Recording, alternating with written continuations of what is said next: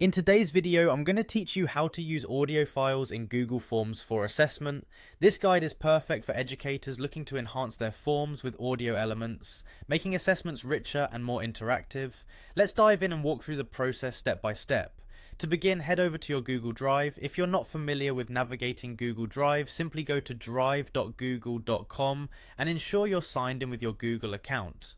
Once you're there, you'll want to locate the New button, usually found in the top left corner of the screen. Clicking this will bring up a menu of options. From this list, select Google Forms. You'll find this under the drop-down option for More.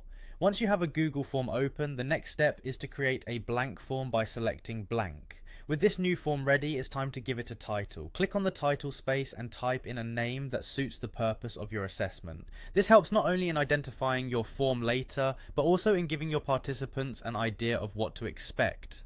Now let's move on to adding a question. Click on the untitled question box and input your desired question text. This could be anything from a straightforward question to a prompt that requires more detailed audio responses.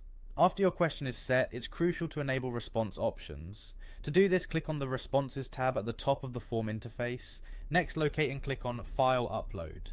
This feature is what allows your participants to upload audio files as their responses. You'll want to ensure that this option is available, so go ahead and select Continue when prompted. Google Forms will send you a notification about collecting files, so make sure you're okay with where those files will be stored based on your privacy needs. Once file upload is selected, you need to manage the types of files you want to allow.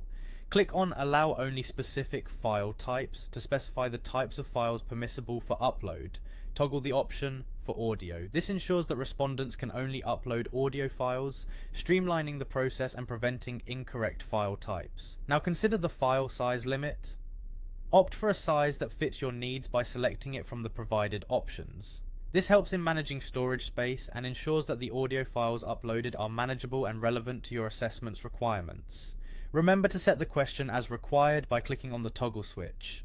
This ensures that participants must upload their audio files to submit the form, preventing incomplete responses. With everything set up, it's always a good idea to check how your form will appear to respondents. Click on Preview to see how the form looks and make sure everything works as intended. Once you're satisfied with your form, all that's left to do is click Publish. This action makes your Google form live, ready for distribution to participants. With these steps, you'll have a Google form equipped to handle audio file submissions for assessments. Thanks for watching, and enjoy making your forms more interactive.